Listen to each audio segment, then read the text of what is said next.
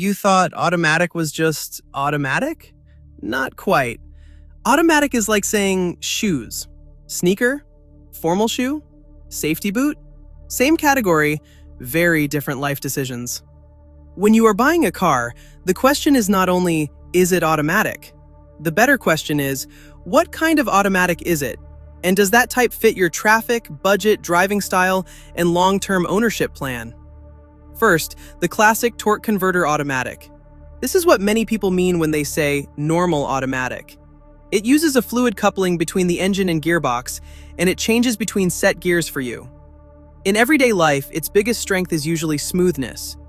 It is usually a strong choice for comfort, daily driving, towing in some cars, and stop-start traffic. But it can be heavier, and older or badly maintained units can still become expensive. Smooth does not mean maintenance-free. Next is the CVT, or continuously variable transmission. Instead of moving through fixed gears like 1, 2, 3, 4, it can smoothly vary the ratio. That is why some CVTs feel like the engine is holding one long note while the car keeps gaining speed. CVTs are often used for smoothness and fuel efficiency, especially in smaller cars and crossovers. The downside? Some drivers do not like the feel, especially when the engine sounds busy but the car does not feel sporty. And long-term peace depends heavily on the exact car, service history, and how it has been driven. Then there is the DCT, also called DSG by some brands. Think of it like two manual gearboxes working together, with two clutches. One prepares the next gear while the other is driving. That is why DCTs can shift very quickly. A DCT can feel quick, sporty, and efficient.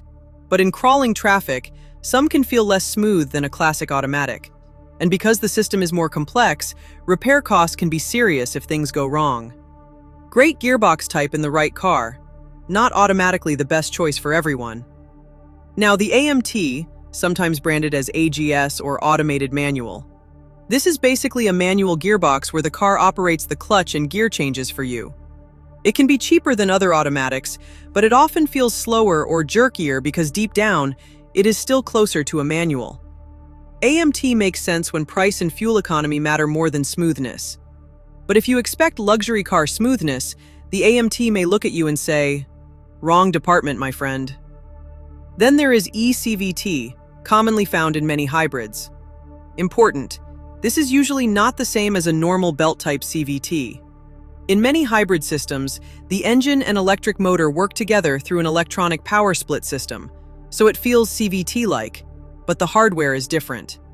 You may also see IMT, or intelligent manual transmission. This is not a true automatic.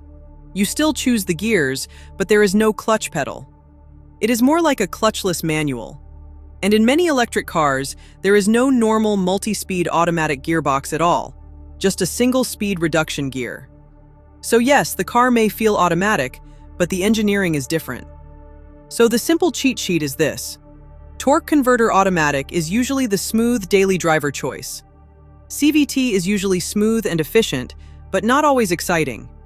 DCT is quick and sporty, but can be less happy in traffic. AMT is the budget-friendly automatic feeling option, but can be jerky. e-CVT is the hybrid specialist. IMT is not really auto, and EV single-speed is its own thing. And if you have lived with any of these gearboxes, drop your real-life experience in the comments. Someone else might be about to buy, and your comment could save them from choosing with vibes only. If you live in heavy traffic and want calm daily driving, start by looking at a good torque converter auto, a well-sorted CVT, or a hybrid e-CVT. If you care about sporty response, a good DCT may be exciting. If your budget is tight, AMT can make sense, but test drive it properly before you commit. The final lesson is simple. Do not just ask if the car is automatic.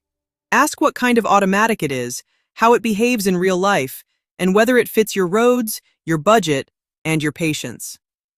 If this helped you understand cars a little better, like the video, subscribe to Car What, and tell us what car question we should explain next.